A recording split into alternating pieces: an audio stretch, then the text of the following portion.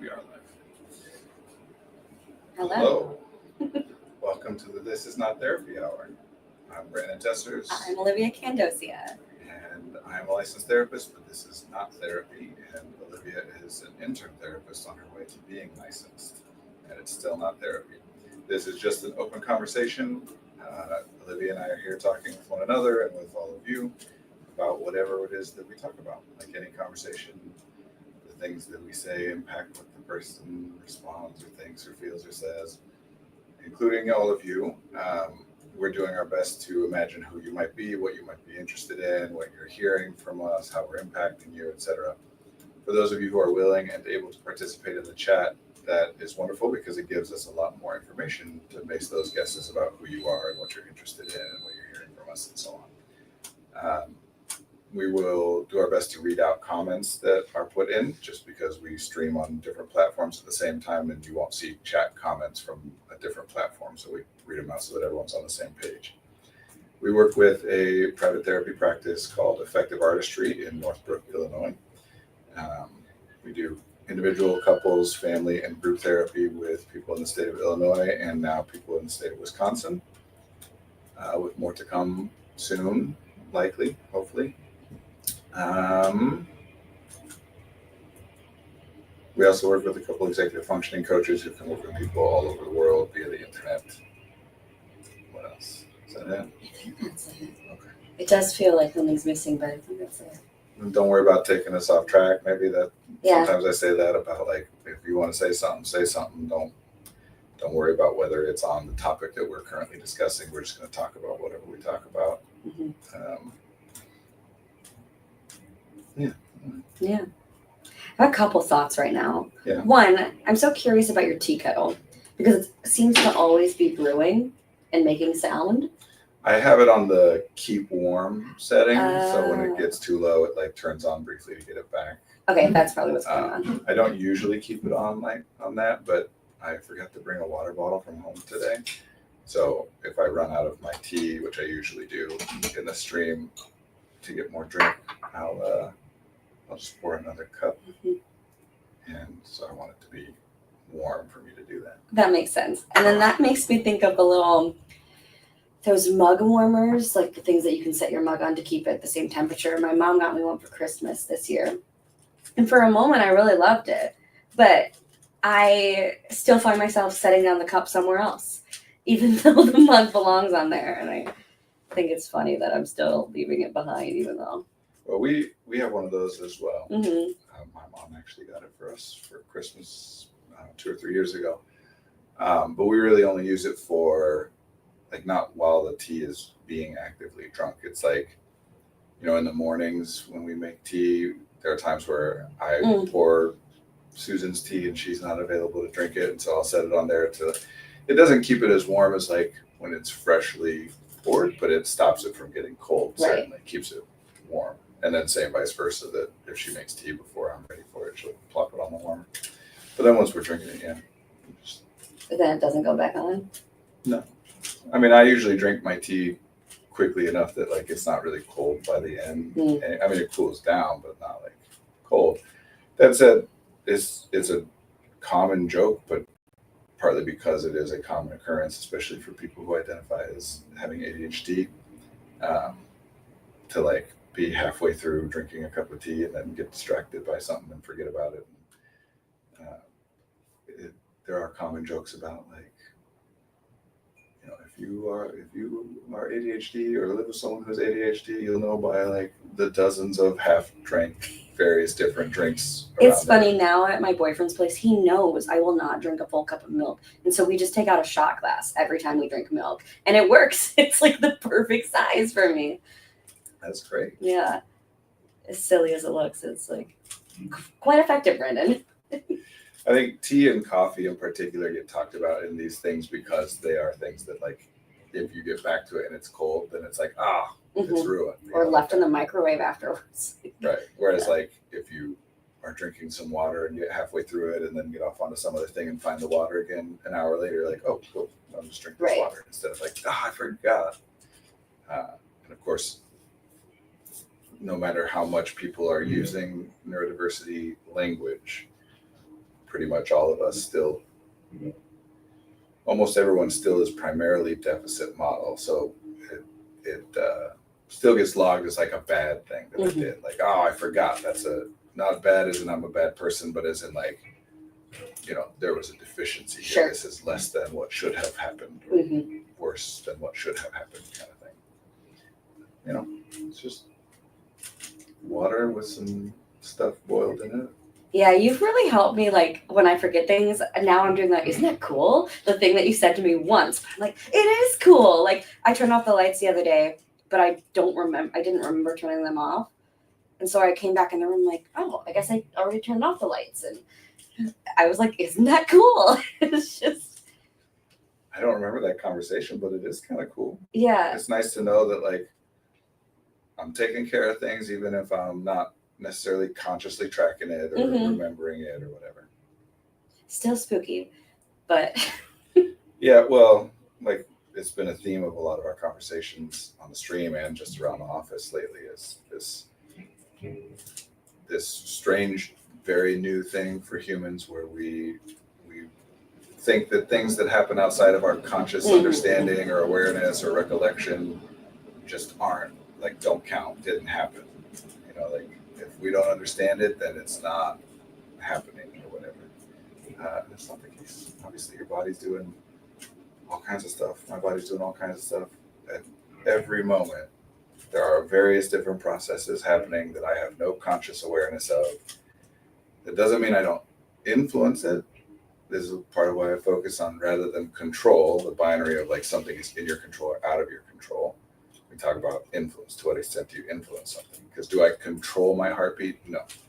But if I think certain thoughts or pay attention to certain things, my heartbeat can increase or decrease as a result.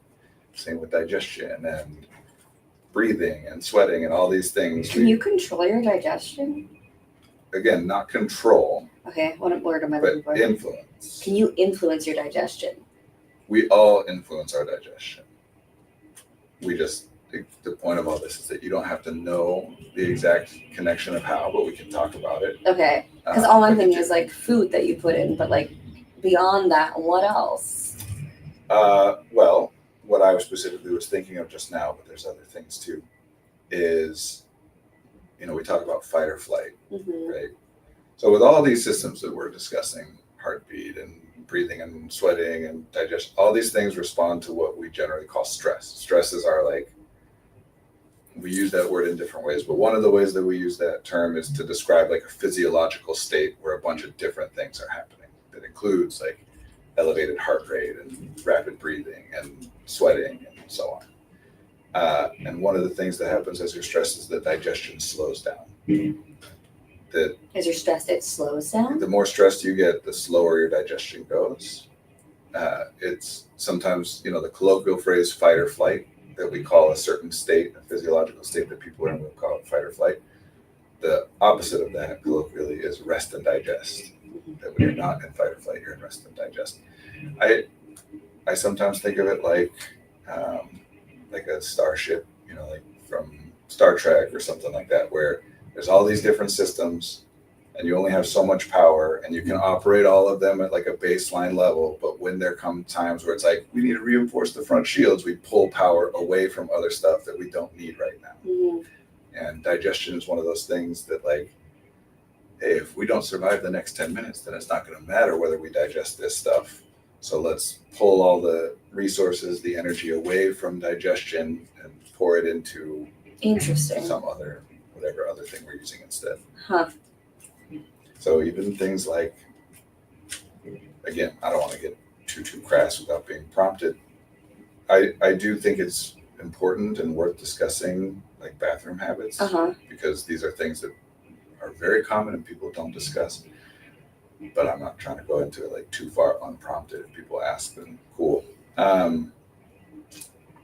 It's also very common for people who identify as neurodivergent to struggle with like irregular bowel movements or irritable bowel syndrome or whatever.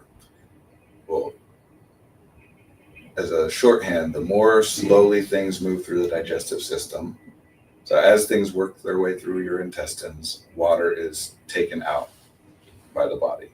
So if something moves real quickly through there, then when it comes out, there's still a lot of water involved. And if something moves really slowly in there, then when it comes out, there's not very much water. So diarrhea or constipation.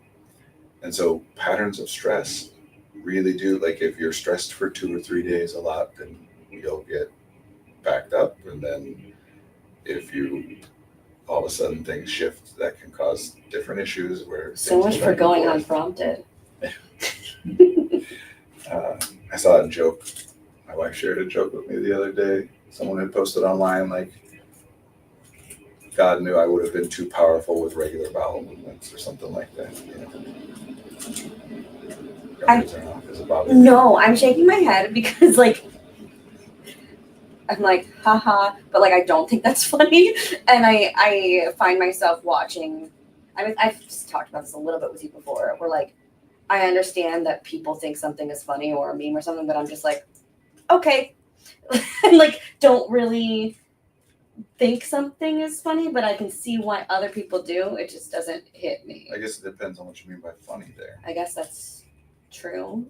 There's different, like funny doesn't necessarily get used just to mean like that is something which prompts laughter from me.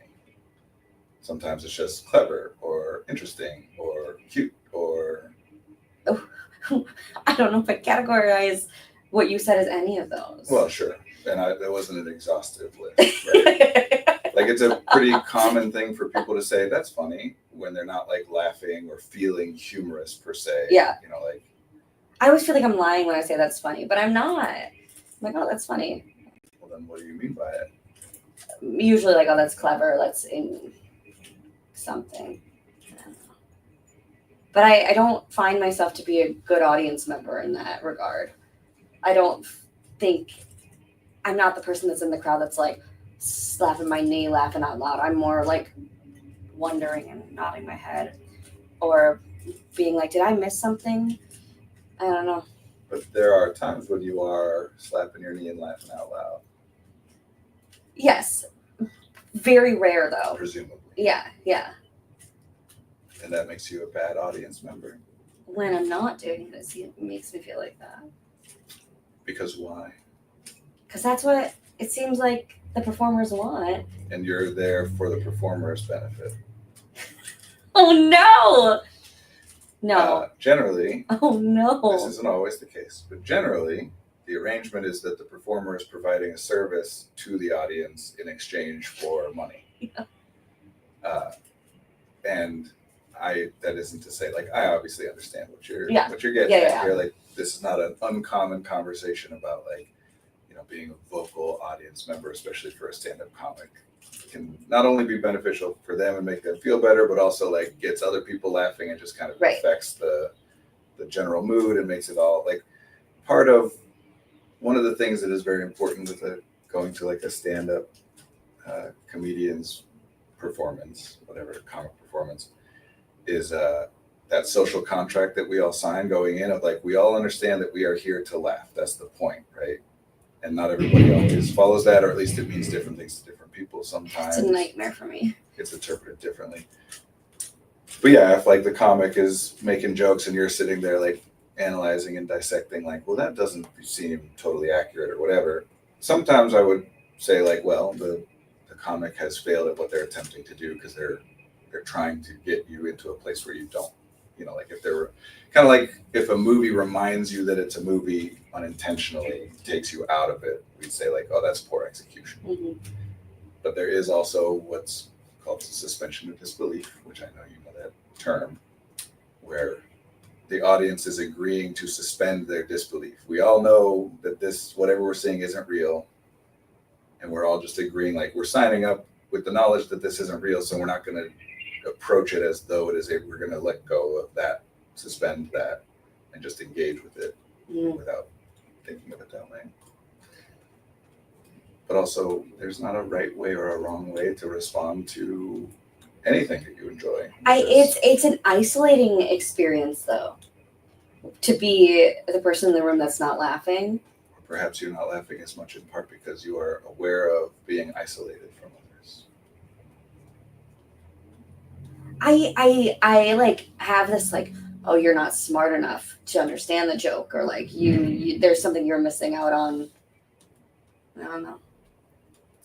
Yeah, as a general thing, Mm-hmm. whenever an individual is concerned about their own performance at any given task, Uh-huh. that task is then something that will be less enjoyable for them, and that, especially if the task involves like enjoyment, they're going to do a more poor job at. Yeah. This comes up with clients all the time. Mm-hmm. So yes, if you're going to a comedy performance and you're like, will I be responding appropriately to these jokes? That's going to make it so that you're not as engaged in Right. what's going on. Great. Fabulous. Well, thus the benefit of me, or a therapist, or people focusing on how that's irrelevant, and you don't need to worry about monitoring your own performance as an audience member. Because to whatever extent then we're able to make that point and get that encoded in, then you don't have to spend those resources observing that.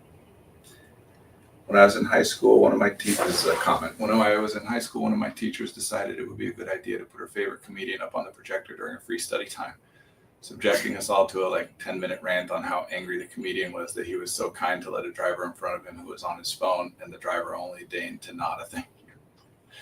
Yeah, that definitely resonates with a certain genre of stand-up comedian, where they're just ranting about societal ills, or complaining about things that bothered them in a way that is meant to be accessible and shared. I mean, some comics, that's their whole, Lewis Black, not that I've ever watched his stand-up, but from my understanding of his persona and his performance, it's pretty much all about being angry at how terrible things are all the time. Why he got cast to voice anger in the Inside Out movies. There we have it. That was my introduction to bad comedy. Yeah, when my boyfriend is a comedian, and when I first saw him perform, I was like, oh my God, please be funny. What does that mean though, Olivia? And so how I determined if he was funny was, one, I didn't cringe, and two, were other people laughing at what he was saying? And they were, and I'm like, okay, we're good, we're in. But cringe humor is also a type of comedy, as is anti-comedy. That's true. And I do love Nathan Fielder, and he's got a lot of cringe comedy. That seems to be pretty much his whole thing. Have you seen? I have not seen Nathan For You or whatever The that Rehearsal? one is. That's not the one I was thinking of. Oh, the one with Emma Stone. The one with Emma Stone. Yeah, that one's. But I did read about it. Yeah. Yeah, then there's anti-comedy, like Andy Kaufman is famous for, where one performance he just got up on stage and started reading, I want to say it was Catcher in the Rye, but I could be wrong. It could have been some other book. And just read it for an hour and a half, and that was it, and then left. By subverting the expectation of what a comedian is supposed to do. Bad from my perspective, of course, but it probably felt much worse because I did not choose to watch it. That's so funny. Sure. But there very much is that kind of humor seems to work when everybody is relating to the complaints. Right. This is also a relatively common joke, criticism, whatever, about some comedians, is that certain comedians, when they start out, their whole shtick, everything is based on that, right? That I share things in common with you, all the audience, and I can talk about how weird this is. Right. It's like when you go to a town of okay, what's the one weird thing about the town that I can right, show my know. And then later on, as they become more successful and wealthier, their lives no longer are as resonant with the audience, and so they'll oftentimes continue to try and do that, complaining about this, complaining about that. And it's oh man, when you're private chef, blah blah blah, whatever, right? And not that anybody actually does it to that extent, but it's a common enough trope that there are jokes made about. I really my sister. She was FaceTiming my boyfriend and I the other day, and for some reason, every time she FaceTimes us, she has the camera like this on her forehead, and my boyfriend goes, does your arm hurt because you have to hold your phone like that? And she gave us an explanation why she does it, but he was like, that's my favorite kind of joke structure of not commenting on what the thing is, but the effect of the thing that the person does is. And I was like, that's an interesting way to I don't know, degrees of separation. I'd have to. I'm intrigued, but I'm not coming up with like Another examples of what example. that would. Yeah. Because I don't think of that as like a joke.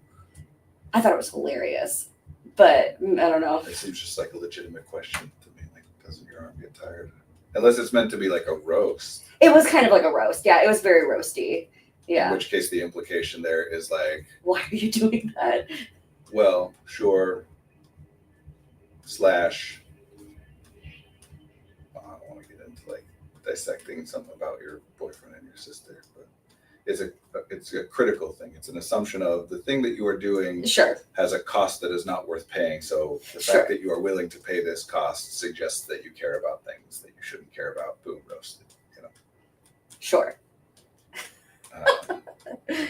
But yeah. Yeah. No. The common version of this is when comedians start doing a lot about getting canceled. Mm-hmm. It's so annoying. It's like you have lost relatability. You're just airing your personal and professional grievances now. Say more. I'm not following. What are they doing? Well, so like Jerry Seinfeld was famous for, I don't know if he's continuing to do it, but certainly at one point he was doing it, making jokes about how sensitive audiences are, and how you can't make these kinds of jokes anymore without people getting all offended and whatever.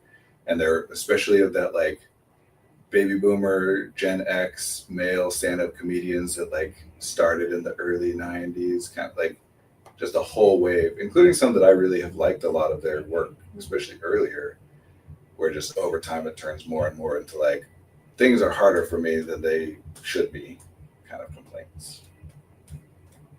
Dave Chappelle, Louis C.K., like lots of people who go that route. It would be hard to be a public performer. I don't envy that. Like, as life changes and then having to like change your material or stay relevant or be interesting. I like Dropout because they've built up trust with me that if they make a mean joke at someone, they've actually talked with that person about whether they're okay with being insulted, and everyone there is being treated well and is having a good time. So that's the context of positive comedy for me, which lets me actually enjoy it. Yeah, I agree. I think, certainly like knowing a source and having a relationship with that source to whatever extent can help with that, but there's other things too, like Parks and Rec, where there's a character that everybody just mocks terribly and constantly is very mean to, but the fact that it is a sitcom, just generally like fiction, people will be much more overtly mean to others than in real life, because it works in fiction because we know that everybody is like implicitly on board, signed up for this, to the extent that I was annoyed recently by, not that this doesn't matter, but Chris Pratt put out, not Chris Pratt, yes, from Parks and Rec, Chris Pratt put out like a autobiography or a memoir or something, some piece of writing in which like he told a story about how at one point he was like concerned about how many jokes and how mean certain jokes were that were being made to one of the characters, Jerry Gergich on Parks and Rec. And that he went to the actor playing that character and was like, hey man, this feels really mean. Like, are you okay? And I found it a little annoying because it was just very self-promotional of like, look how kind I am that I'm concerned about this. But in real life, like if I was that other actor, I would have been fine. I would be more likely to be insulted than to appreciate be insulted that he asked you that? Well, like, did he publicize that? No, to be insulted that he asked in the first place. Oh. The idea of like, hey, are your feelings getting hurt because of lines in the script that we all professional actors have like read and know what our job is? Right. Like anybody, especially men who are fat and character actors, like they are to some extent aware and or comfortable with the role that they're playing when they sign on for those roles. Certainly lines can get crossed and it's important to keep an eye on those things, but I don't know. It just seems like, look how kind I am, everybody. Like nobody else on the project was concerned, but I was, including the person who I was concerned on their behalf was also not concerned. honestly, as much as I love Mike Schur, Parks and Rec was too mean for me. Oh, interesting. Some people say that about The Office too, especially because The Office, the first season, started as very like cringe humor. Never watched either, only short clips. That was one of my rebellious, I'm not going to be like everybody else things. But now I am getting so much more into media and watching TV shows and not feeling like a basic person. I'm just like, no, like we connect and relate over these things for a reason. And it's been fun to like lean into consuming things more and not feeling dumb about it. I mean, that's great. That is great. And Oh, you know, no. sometimes I think the Galaxy Brain meme, where like, Oh no. you know, here's this, and then this level's better, and then this level's better, and this level's better, and whatever. Oh no. It's not a, oh no, it's great. It's just it'll be exciting when you get to the level of like enjoying something that I enjoy doesn't even require justification of like how it enables me to Yeah. relate to other people, That's and therefore true. it's acceptable. That's true.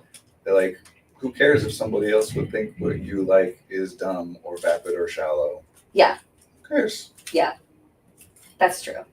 It's one of the good, you know, rules. Don't yuck somebody's yum. Kind of, like, if you're going around and judging people and trying to make them feel bad for enjoying what they enjoy, Yeah. like that to me suggests that you are very unhappy. Yeah. And that there are other things that you would benefit more from occupying your resources Yeah. than to just criticize people for liking the wrong stuff. I'm or not for doing the that right wrong now, reasons. Brandon. You're not. But you're imagining people who would do that. Sure. Yeah. And then you're justifying to those people, those hypothetical people, like, look, it's okay that I like dumb stuff because it's nice to be able to connect and relate to other people. Yeah. Who cares? Although I will say that just in reference to that comment about Parks and Rec and what I was saying about The Office, tends to be with the kind of like ensemble sitcom show that ends up being like a feel good, you know, every character is likable kind of a show. They often tend to start out early on with like some of the characters are meaner or some of the characters are identified as like less likable or relatable. You know, Dwight on The Office is a maybe like paragon example of this, where it's like somebody who's created, or Michael also from The Office, somebody who's created in the first season to be like, look how annoying and lame and weird they are. And then as you live with them over the course of the season and the next season, like, because like I was saying earlier, that's something that really only works in fiction. The more you pay attention to anybody or anything, the more interesting it becomes. Never watched The Office, but I love Brooklyn Nine-Nine and The Good Place. And also on Netflix, his more recent one, Man on the Inside. No, Inside Man? Man on the Inside? I forget which one, but that was great. Ted Danson. Although Brooklyn Nine-Nine is a good example of this as well, as is The Good Place. In Brooklyn Nine-Nine, Charles in the early episodes is like difficult to watch, very uncomfortable, makes other people, including, you know, he has this unrequited love for one of his colleagues and makes her uncomfortable. And just as like from the actor, writer, like artist perspective, I think it tends to be this thing where we get into these projects and we create these characters that we think will be so funny and provide so much opportunity for humor, where they're flawed and limited, and like, you know, it's nice to have somebody be the weird butt of the joke for others and whatever. But then as you continue to play that character for years and years, like, you gotta find nuance and depth. And Makes me think of House. was that a similar thing? Yeah. I mean, it's just such a completely unlikable character. And just like, he's always right. And like all the other characters just in the background. And you're like, okay, surely we got to give these other people some, I don't know, Ren. But I'm listening. I know, but I don't know what I'm trying to say. I gave up. I just, in real life, I guess this is a way to get it back towards, I think all of this is relevant therapeutically, but whatever, more explicitly back towards that. In real life, you can really only think of someone as a bad person, you know, writ large, from a distance. Mm-hmm. That, like, when you know somebody, the more that you know somebody, the more you know about someone, the more you interact with someone, the more that like, even when they do bad things, you're like, yeah, but their heart's in the right place, or yeah, but it was for this reason, or yeah, that was a mistake, or they thought this or whatever, right? Which part of how this comes up in therapy stuff a lot is people trying to evaluate other people. Like, well, they did this, but they feel this, or they did this, but they think this, or whatever, and trying to figure out, so are they bad or are they good, as though the process changes the result. And it's tough because it does sometimes. The process. Meaning, like, if somebody does something that you're like, that is a terrible thing to do, you know, somebody who does that is a bad person. But then you understand their motivation or whatever, or their background, or just like, oh, but you know what, like they've been through a lot and they were really mistreated and they're survivors. Then it changes the way you no longer are as likely to think of them as a bad person for doing that thing. Now you're like, well, okay, it sucked that they did that, but also like they've been through a lot and they're doing their best. And people are still trying generally to like evaluate things on this good to bad spectrum. So is this person a good person or are they a bad person? And it mixes up the action with like reasoning and explanation for the action, as though that changes the action. Mm-hmm. Like commonly in romantic relationships, for example, when people are considering breaking up with someone, they're looking at like, they did this and they do that and they do that, but also like, you know, they're under a lot of stress at work and they love me and whatever. And some of that time, that's like important and useful, valuable information to consider. That's why it's tricky to just disregard this altogether, because sometimes what a person meant is worth knowing and does change how you evaluate them. It doesn't change what happened, but it can change, like whether something was intentional or accidental. You should take that into consideration when you're trying to evaluate how likely is it that that will happen again. Mm-hmm. So sometimes it matters, but other times it doesn't, right? Like this commonly comes up when people are discussing, is my partner abusive? Where they'll say they're doing this and this and that, and it's like abusive actions.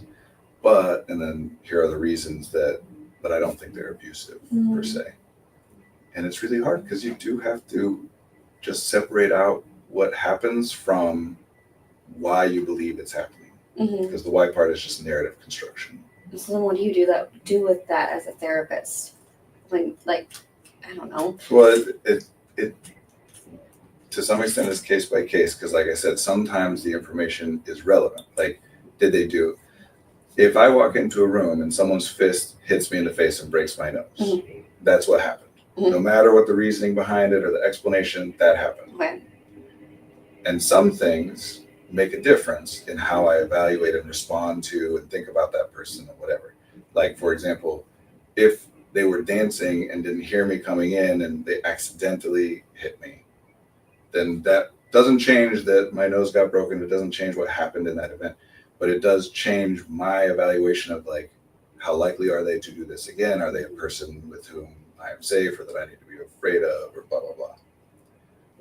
So some of that stuff, like that's not what they meant to do, it was an accident, does matter in some ways. Some of this stuff doesn't matter. Like if we determine, for example, that it was purposeful, but they grew up in an abusive household, doesn't change that that is a purposeful thing that happened. We might still account for, so if then they are able to like work past the damage or whatever of growing up in an abusive household, then it might be less, you know, so it still modifies how we're thinking about what might happen later. But it can quickly become like a slippery slope where, okay, well, this terrible thing has happened 16 times now over the past 4 months. But I know that like if the right circumstances were, I believe that if the right conditions were met, the right things happened, it would stop. It's potentially true. But that gets conflated often with things that are like, so are they a good person or a bad person? Mhm, Or do they love me or not love me? mhm, mhm. And those ones are irrelevant. The good, bad, love or not love. Yeah, other than your evaluation of how likely it is that things will continue to go the way you don't want to go, or what would be necessary in order for things to change or whatever. Something which is, this is part of what goes along with like how concepts, I think, like safety and harm and whatever have gotten conflated with other things over the years. Because something which is harmful regardless of the reasoning behind it. Something which is painful regardless of the reasoning or the context behind it. When we try to put everything on a good to bad spectrum, then we're like, well, that was really painful or hurtful or harmful or whatever. So that's bad. But there was good reason for it, so now it's not bad. As opposed to having the two axes to look at things of like cost and value. A thing can be painful even when it is justified or worth doing or understandable or whatever you want to say. Mm-hmm. So people are often trying to make decisions by like locating themselves, some other person, some concept, some behavior, some idea, like on this spectrum of good or bad. And if it falls on the good side, then it's something I should do. And if it falls on the bad side, then there's a different thing I should do about it. Instead of here's the cost, here's the value, here's the benefit, here's the detriment, whatever, Yeah. and making determinations about what cost you are willing to pay for what value. Mm-hmm. Not if it's good, you should continue. Right. Because that legit, the number of clients that are in like, this relationship has been so terrible lately and they've been doing this and that, but like, I don't know, should I leave them? Should I stay with them? Will things get better? Will things get worse? And it all rests on that idea of should. Mm-hmm. Am I a bad person if I leave them? Mm-hmm. This is plays a big role in many abusive relationships is in abusive relationships that persist, oftentimes one of the mechanisms behind keeping the person who's being abused from leaving, again, not the only, but one of the mechanisms, is the person who's abusing them can craft narratives which cause the person who's being abused to feel guilty about the idea of leaving. I know I screwed up, please don't give up on me, like where this is part of the Darbo thing that everybody talks about, not always, but a common version of it. This idea that like, no, you should help me, you should stay with me, I am a good person, I just make mistakes or am damaged or whatever, and if you leave me, you'll be abandoning me to be a bad person forever. But if you stay with me, then you can help me be the good person that you and I both know that I really am. Makes me want to puke. Sure. And mistakes are made on the other side too. Yeah. Where like somebody does something and it's like that, well, honestly, I'm hesitant with a lot of these things that I'm saying because language around abuse is one of those things that is very important that we have and that we talk about and that like becomes popularized and put into the common vernacular, and also has been now used in ways and extended to make points that make the problem worse. So that doesn't mean we should get rid of it altogether and go back to zero because that's terrible, but being more clear about where it's useful and where it isn't. Because otherwise,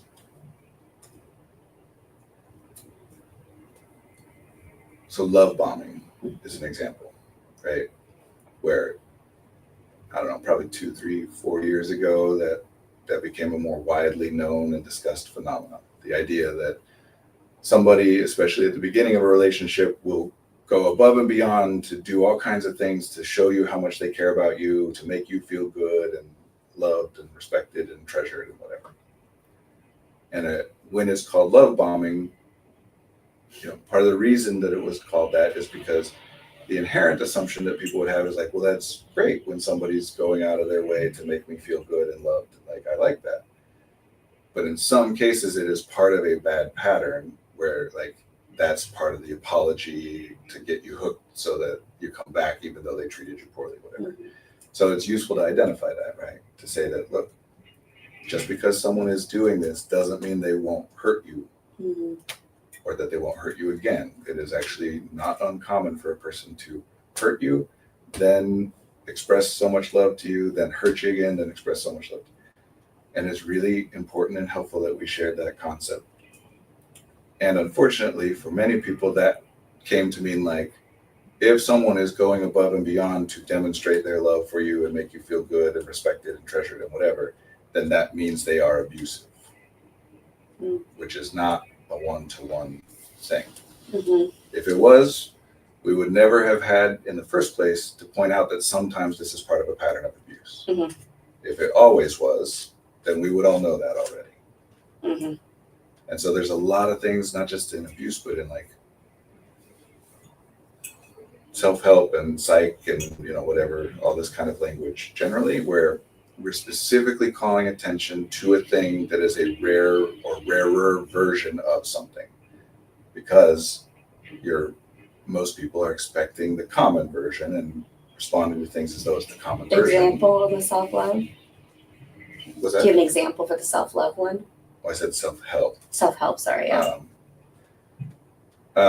Yeah, Couldn't sure. hear it. Well, like, okay, codependency or enabling, these are concepts that are that way as well, where like helping someone's good, right? Yep. And sometimes doing things that could be considered helping them and might even be, are actually helpful, come at too great of a cost or are connected to other problems or, whatever.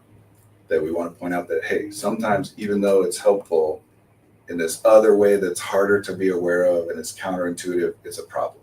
That's the whole reason we would talk about it. Mhm. And then as the concept gets disseminated, it starts to become encoded by people as like, this is it's bad to help people. Because we're looking for simple, like something is good or bad, rather than Right. the complex nuance. Being a people pleaser is one of these things, right? Like there are times where I do things that are costly to me or problematic for me or even for others in ways that I don't realize in the moment in an effort to help somebody or please somebody. Can you talk to me? You've mentioned a little bit about people pleasing and your perspective on that phrase. Can you remind me what it was? How it was like, you think it's kind of funny that it's called people pleasing versus like something Well, else? I do. I have many different ways in which I think it is funny, but by funny here, I mean like absurd, Yeah. Upsetting, counterproductive, whatever. Yeah. Where like the easiest one to say, I guess, at the beginning is if you tell somebody or if someone is told that they are a people pleaser / they need to enforce or set boundaries, that's another version of how that, then what you are communicating to that person is that it's all their fault and their responsibility. Mm-hmm. So theoretically, part of what you're trying to point out to someone is, hey, you prioritize what other people want from you too highly or more than you should, or you don't prioritize what you want enough. And now if you take that concept and run with it, you're taking a concept that someone else, gave you about yourself Mm-hmm. and are now prioritizing the concept that someone else just gave Oh my you God. and the language about the ideas of whether you should or should not do that thing, because then there will be times later where a person's like, I want to help, but I don't want to be a people pleaser. So in that moment, what you're saying is, here's my desires to do this thing, but maybe I should override that desire because other people People have pleaseception. designated Yeah. that being a people pleaser is bad. So to whatever extent it is true that a person might do things like that, if that person then comes to think of themselves as a people pleaser or as someone who struggles with boundaries, that replicates the same problem and makes it worse. What a mess. Because my boss keeps this, and that. Well, you got to set better boundaries. Well, it's my fault that my boss keeps this, and that. Then if only I set better boundaries, this wouldn't be happening. My boss keeps. What? My boss keeps. What about? What does that mean? Keeps doing these things. Oh. My boss keeps messaging me on the Gotcha, weekends and expecting me to whatever this and whatever that. well, you got to set some boundaries. Mm. Then shifts it to, well, what do you expect? Your boss is only doing what you've taught him to do. This is your fault and your responsibility to change. And again, you can't dismiss this stuff out of hand because there's nuance to it, which is like, if your boss is doing that, then clearly they are not concerned about it being a problematic way of going about things. So if you want something to change, you're going to have to be the one to do something. You can't just wait around for them to do it. Mm-hmm. But that's a very different thing from it's your fault, and if only you knew how to set boundaries or set better boundaries, then everything would be okay. Like, what if you've already tried to communicate, hey, I'm not available on the week, and they're like, well, if you're not available on the weekends, then we might just have to find somebody at blah, blah, blah, whatever. Like, you're still bad at setting boundaries, or, Right.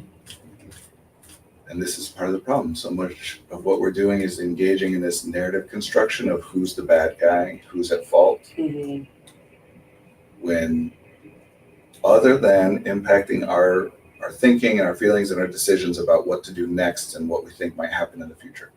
Other than that, it really doesn't matter who's the good guy, who's the bad guy, who's at fault. But everybody now is treating it as though those are knowable things, Mm-hmm. that one person is at fault and it is determinable who that person is in some empirical way, something unrelated to just what we're saying here is who is the person who should have to pay the cost of making some change happen now, which is a fine discussion to have.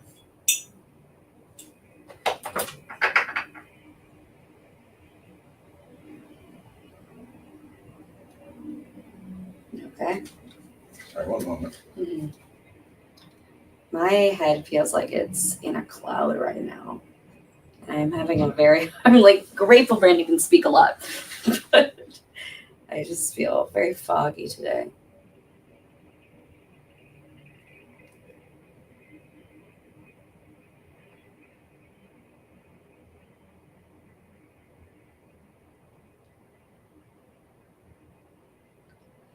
That's my typical Monday. Yeah.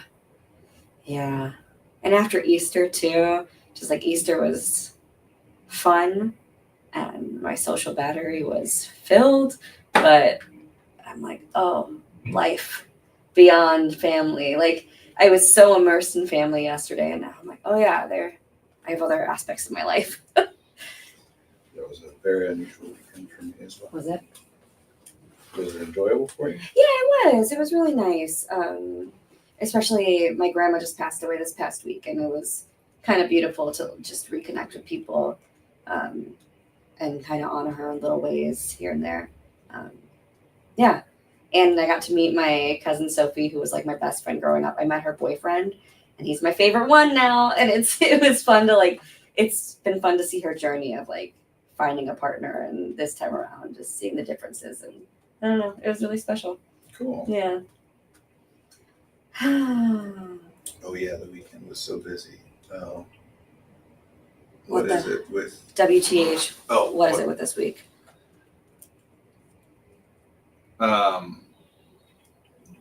This is yet another, to me, example of why it is more helpful to think of things in terms of cost and value than just good or bad. Mm. Because holidays and family, my roommate's grandma died this week, and I spent yesterday at a memorial, and the Pope just died. Mm-hmm, yeah.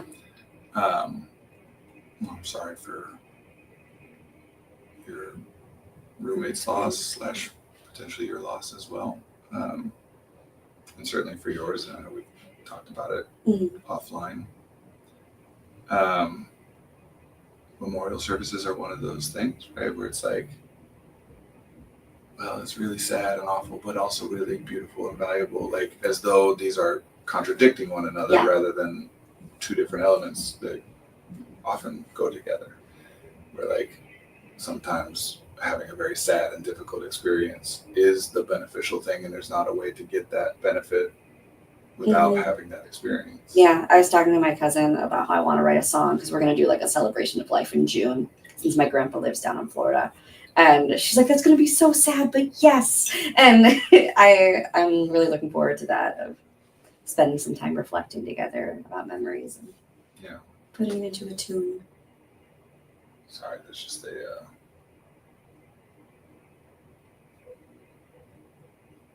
somewhat urgent text that I'm responding. Yeah.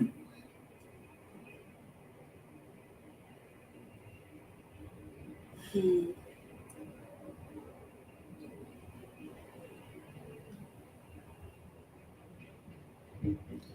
Yeah, they wanted the event to be more of a celebration of life, and it was good to meet other people who were all close to her. No worries, we can keep ourselves entertained here. Absolutely. Doesn't happen a Dance lot. party? What song you want to play?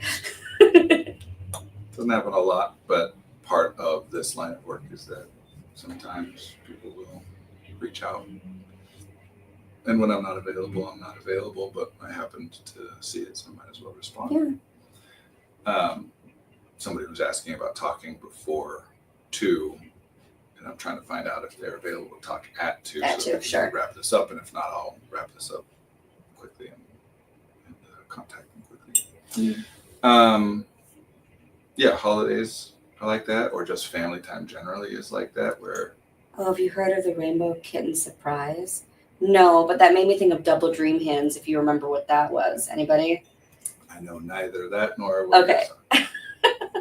Double Dream Hands was a guy on YouTube teaching us a dance move.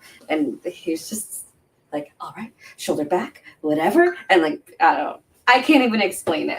It was very silly though. What's Rainbow Kitten Surprise?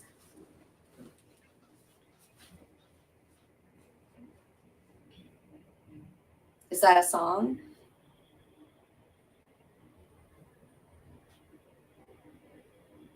Oh, this Wednesday, I've got lined up a post for our Instagram, and it's people sharing their playlists. They're a band, only thing I could think of when you asked. Cool. Yeah, no, this weekend for me, and it sounds like for you and for you potentially as well, had a lot of value and also high cost. Yeah. It's often the case that very valuable things are also very costly. Yeah. So it's when people think of everything as good or bad or should or shouldn't happen, or then it turns into like, well, I hate the holidays. And not that no one ever hates the holidays, even if they are aware of like both cost and value. But it can turn into or just like anything, going out with friends or whatever can turn into like, it's a bad thing I don't like, when what you sometimes at least mean by that is, no, it's enjoyable and I can't afford the cost to spend on it. It makes me think, and I bet you watched this. There was a presenter on Dropout talking about why concerts suck and just everything about them. It's just awful. But then people were being like, but it seems like you go to more concerts than any of us in this room. And she was like, yeah, well, like 2 things can be true at the same time. And it's exactly that of like, oh God, I hate the process of buying tickets and blah, blah, blah. Smarty Pants Society is what the show was called. But then like there is something about like hearing live music and being around people. Again, this is one of those where people get volume statistics and rate statistics mixed up. But like the people who have the most complaints about a thing are most of the time also people who most enjoy the thing. Yeah, right? yeah. Like, because those are actual downsides. Like nobody wants to buy tickets or wait in line or whatever. This Some honestly- people are willing to do it a lot. This makes me feel better because I always feel like an idiot when I like complain about something and people are like, stop complaining about it. And I keep doing it, but this makes me feel a little bit better. Things have costs. Yeah. Right? Like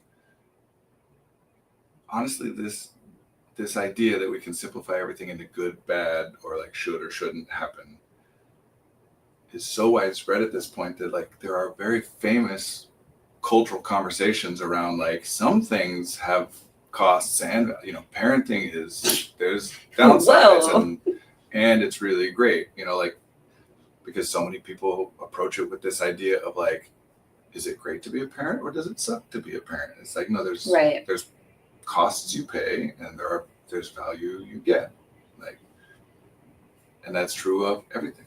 Yeah. Nobody has more complaints about me than my wife, and nobody has more complaints about my wife than I do. But that's because we interact with each other Right. so much because of how much we enjoy and appreciate one another. Yeah. You can only choose one. The simple version I used to try and make the point recently has been that like the best free throw shooters in the world missed a lot more free throws last week than I did. I really love that. So yeah, people who love concerts are going to be subjected to the annoying part of concerts much more than Marriage either sucks or it's the best thing ever. pick me. Oh, pick one. Yeah. And this does like cause people to think of themselves as crazy and Yes, judge themselves. Absolutely. Where it's like, oh, I love this. Oh, I hate this. And then it's like, what's wrong with Yeah, me? How yeah, do yeah. I like? I love it. Sometimes I hate it. Sometimes maybe I'm bipolar or borderline or where it's like, God, that's there's so just relatable. different elements of it. Just because we can conceptually link a large category of something doesn't mean every instance of that category is the same. Right. Like, do you love parties or not? Like, well, different parties are Are different. you a cat or dog person? Drives me nuts. Especially because I have a cat and I'm like, I don't know if I'm a cat person. Sometimes I'm like, oh, why did I do this? And other times, fine. Now here's where I do the annoying Brandon part, and we're gonna wrap up here in a few minutes, Uh-huh. which is